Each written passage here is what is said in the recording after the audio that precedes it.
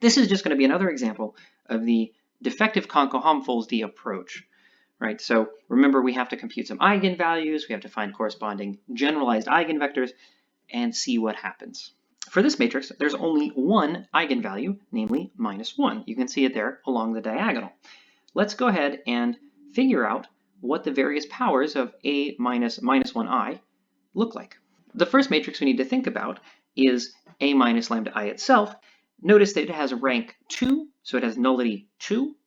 So there are 2 eigenvectors, which means this is defective because we expected 4. Let's write those eigenvectors down just so we have them. Here we go. Here's 2 linearly independent eigenvectors.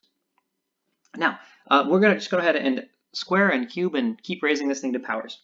So you can see A minus lambda I squared has a lot more zeros, and A minus lambda I cubed is the zero matrix.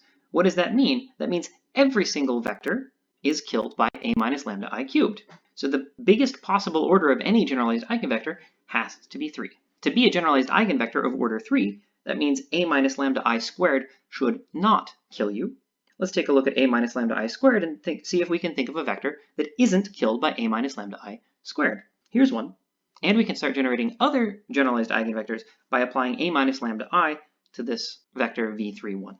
And I want to point out that by the time we get down to v upper 1 lower 1, we should already have an eigenvector. You can see v upper 1 lower 1 is one of the eigenvectors we already had. So now we've got 3 generalized eigenvectors, one of which was the eigenvector we already had. We need 4 vectors.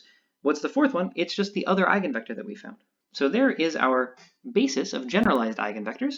What are the corresponding solutions of the differential equation? They are, well, you've got this exponential times each eigenvector, and then these polynomial multiples of e to the minus t, where the coefficients are the generalized eigenvectors.